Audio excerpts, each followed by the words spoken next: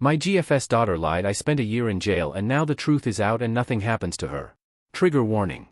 Like the title says. This happened 20 years ago and still to this day messes with my head.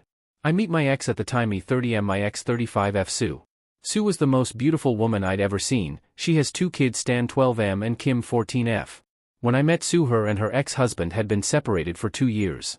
All was good for the first couple of years with us. I was in full-time work, so was Sue, kids went to the local school and life was going great.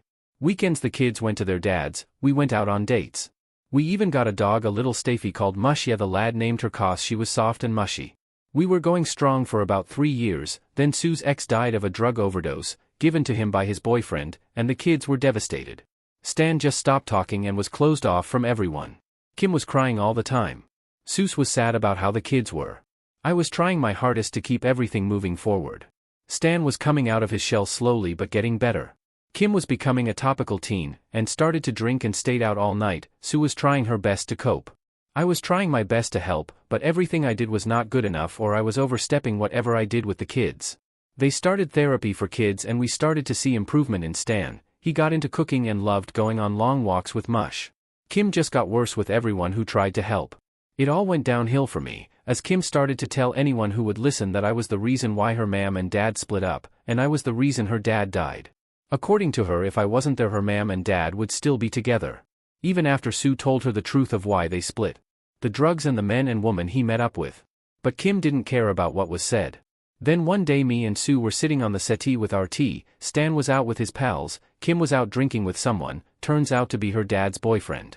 A knock on the door. As I opened it there were 2 policemen, and as soon as they said, "Are you Mr. My name?" everything went blank and I thought, WTF is going on? Then Sue came to the door as they asked if they could talk to me at the station. That's when I found out that Kim and her friend had reported me for touching her over the past couple of years. And as I threw up in the police station interview room, I couldn't believe what was being said. And the things I was supposed to have done made me sick and cry. Now this is not the first time I've been in a police station, so yeah, I got a lawyer as soon as they said, "Do you want one?" Spent 2 months on remand waiting to go to court, and yes, I went not guilty. When I was talking to my lawyer, she was telling me the times I was supposed to have done what I was been done for. As soon as she said the dates, I laughed and said I can prove I didn't do it because I was at work. Had to clock in and out and had put your code in to get into the parking lot. In front of the guard. Worked 20-ish miles from home and Sue was all way home when I got home.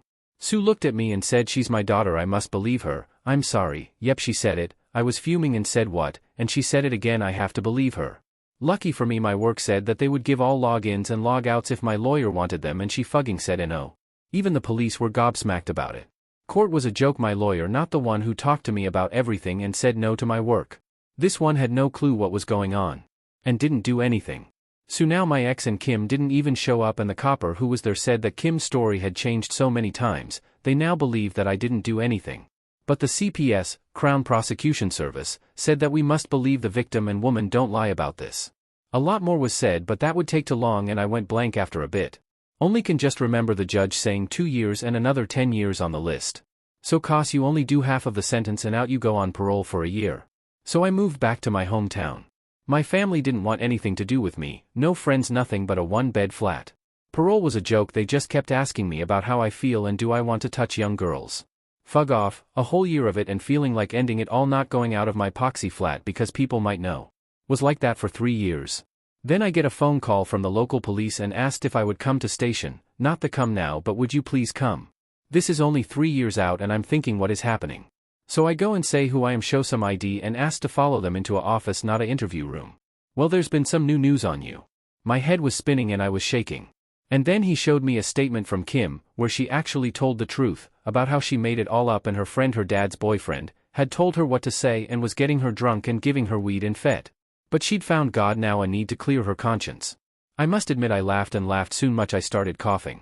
And yes, I cried a lot. When I asked what does this mean? The copper said, well, that's it, done. No more list, nothing, just done. So what will happen to Kim? He looked at me like I'd asked him for money. Nothing will be done, they can't, because it might stop women from coming forward if anything happens to them. That was 20 years ago now, still in a 1-bedroom flat, I'm LC with my family. I've made new friends and got back into Warhammer, and the best of all, I'm happy and I've a missus who I've been with for 5 years now. The only thing I miss from my old life is Mush the dog. I have no idea what Sue, Kim and Stan are doing today and I'm okay with that.